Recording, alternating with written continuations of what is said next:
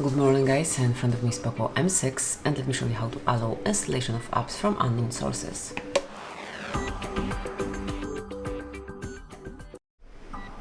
So first of all, open the settings, then find and select privacy protection, go to special permissions and mark install unknown apps.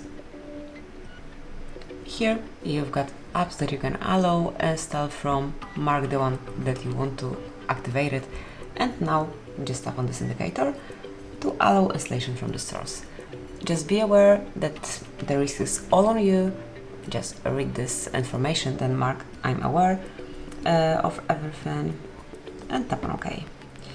And then you can do it for any other app of yours. So that will be all. Thank you for watching.